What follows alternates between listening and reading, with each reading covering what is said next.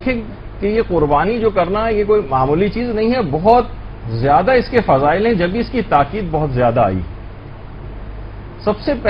پہلی چیز تاکہ لوگوں کو احساس ہو کہ یہ صرف کھیل تماشے کے لیے چیز نہیں ہو رہی ہے جیسے کہ آج کل بن کے رہ گئی ہے قربانی، بلکہ یہ واقعتاً ایک ایسی چیز ہے، بہت ساری روایات اس کے اوپر آئیں۔ اگرچہ آپ کو پتہ ہے کہ فضائل کی بہت سے ساری روایات کے اندر ذوق بھی پایا جاتا ہے، لیکن کیونکہ وہ بات کو مطلب کو سمجھانے کے لیے تو علماء نے ان کو بیان کرنے کی بھی اجازت دی ہے۔ سب سے پہلی تو یہ روایت میں یہ چیز آئی کہ فوری مغفرت ہو جاتی، فوری مغفرت۔ اور خود بہت سی روایات کے اندر ویسے تو دیکھیں اس بات کی اجازت ہے کہ آدمی کسی اور جگہ پر ہو اور قربانی وہ کسی اور جگہ کروائے، لیکن اسی جگہ پر اگر موجود ہو تو بہت زیادہ اچھا، کیونکہ بہت سی روایات میں یہ بات آئی ہے کہ قربانی جس وقت ہو رہی ہو اس وقت وہاں پر موجود رہو، کہ کیونکہ خون کا پہلا قطرہ گرتے ہی پروردگار انسان کی مغفرت کر دیتا ہے جس نے وہ قربانی کروائی، یعنی ابھی خون کا پہلا قطرہ گرا ہے اور اس کے تمام گناہ معاف ہو جاتے ہیں۔ اتنی اہمیت ہے اس بات کی۔ اچھا، دوسری چیز وہ یہ ہے کہ جو قربانی اس نے پیش کی ہے،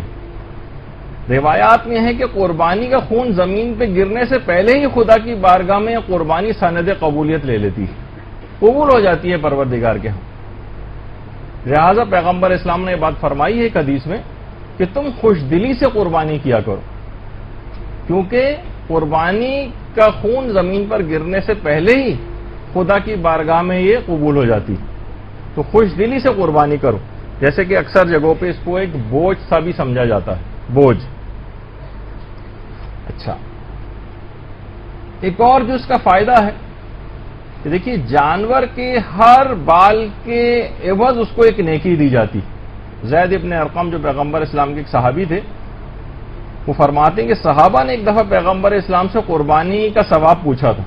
تو پیغمبر نے جملہ اس میں ارشاد فرمایا تھا کہ اس کی ایک ایک بال کے عوض ایک نیکی، جتنے اس کے جسم پر بال ہوں گے اتنی ہی زیادہ اس قربانی کرنے والے کے لیے نیکیاں لکھی جائیں گی۔ اچھا، اب دیکھیے کہ یہ آخر اتنا زیادہ اس کا ثواب کیوں رکھا گیا ہے، اس کے پیچھے فلسفہ کیا ہے قربانی کا؟ دیکھیے سب سے پہلی بات تو یہ ہے کہ پروردگار عالم اس کے ذریعے ایک تشویق دلانا چاہتا ہے اور ایک احساس کو بیدار کرنا چاہتا ہے کہ خدا کی راہ میں قربانی دینے کے عادی بنو۔ دیکھیے کبھی کبھار ایسے مواقع زندگی میں آتے ہیں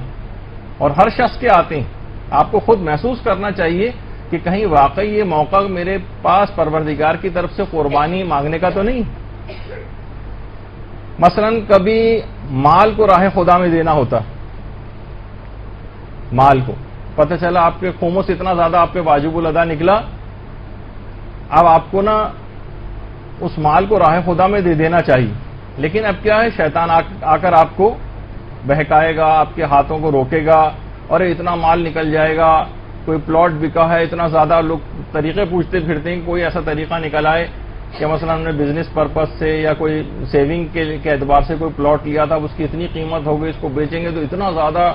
20% یا 25% بہت سے مسائل کے اندر خمس دینا پڑتا ہے، بہت مال نکل جائے گا۔ تو اب یہی موقع آ گیا کہ اس مال کو قربان کیا جائے حکم خدا کے سامنے۔ تو کبھی مال راہ خدا میں دینا ہوتا ہے قربانی کے طور پر، کبھی عہدہ راہ خدا میں قربانی کے طور پر پیش کرنا ہوتا ہے۔ بہت سی جابس ایسی ہیں، سودی ملازمتیں ایسی ہیں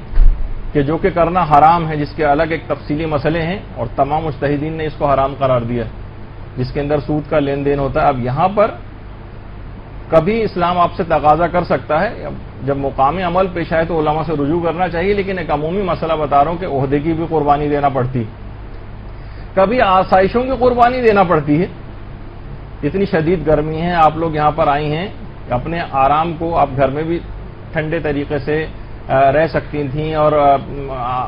اطمینان کے ساتھ، آپ کو کیا ضرورت تھی، لیکن آپ نے علم دین حاصل کرنے کے لیے اپنی ایک آسائش کو قربان کیا، اپنے آرام کو قربان کیا۔ اور کبھی زیادہ بڑے سینیریوں میں اگر دیکھیں اور اس کو کافی بڑھا لیں ہم اپنے کینوس کو، تو اس میں کبھی کبھار جان بھی دینی پڑ سکتی ہے، اور اسی جذبے کی بیداری کے لیے ایک سالانہ مشق اور پریکٹس کا نام ہے عید قربان کی قربانی، تاکہ انسان کو یہ احساس رہے کہ ایسے مواقع مجھ پر آ سکتے ہیں کہ مجھے یہ چیزیں خدا کی راہ میں قربان کرنی پڑے. لیکن ہم یہ دیکھ رہے ہیں کہ جانور تو مستقل ذبح ہو رہے ہیں، لیکن جذبہ قربانی کہاں ہے یہ ہمیں دیکھنے میں نہیں آ رہا.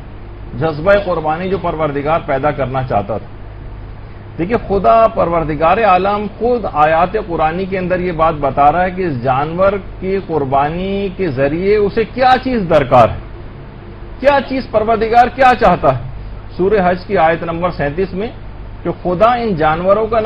خدا تک نہ ان جانوروں کا گوشت جانے والا اور نہ ہی خون، اس کی بارگاہ میں صرف تمہارا تقوی جاتا ہے، اخلاص نیت جاتی ہے. پروردگار نے خود اس کا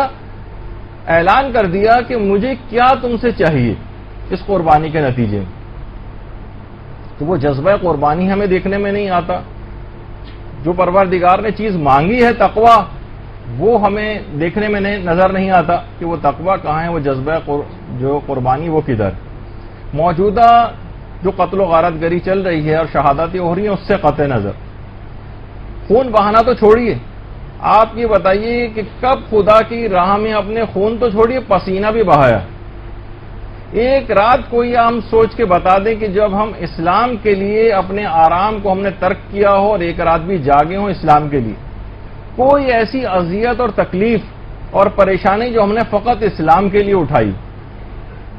اسلام کے لیے دین کی خاطر ہم نے واقعتاً کبھی کسی آسائش کو ترک کیا ہو. یہاں ہم دیکھتے ہیں کہ 50-50 ہزار کے، 1-1 لاکھ کے، کئی لاکھ کے جانور لوگ لے کر آتے ہیں اور قربانی کرتے ہیں، لیکن ان کے اپنے غریب رشتہ دار ویسی تنگ دستی میں زندگی گزار رہے ہیں، لیکن ان کا کوئی خیال نہیں کرتے. تو جانور ذبح کر کے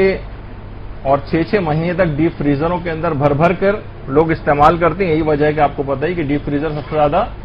عید قربان اور اس سے قریب کی تاریخوں کے اندر جو ہے وہ بکا کرتے ہیں. تو غریبوں کی طرف توجہ کم ہے اور نہ ہونے کے برابر ہے، جبکہ اس جانور کی قربانی کے ذریعے پروردگار عالم 2 جذبے ہمارے اندر پیدا کرنا چاہتا ہے، ایک تو تقوی کا اور ایک قربانی کا، اور یہ دونوں ہی چیزیں ہم کو مفقود نظر آ رہی ہیں. اوروں کو تو چھوڑیے، خود ارباب اقتدار بھی ساری قربانی ہمیشہ غریب عوام سے مانگتے ہیں. بعض تو زبان حال سے یہ کہتے ہوئے بھی نظر آتے ہیں کہ پاکستان جو ہے وہ قربانیوں کے نتیجے میں وجود میں آیا ہے اور ہم اس قربانی کا گوشت کھانے کے لیے آ گئے. تو بہرحال یہ بڑے اس کے اوپر دیکھیں جا کر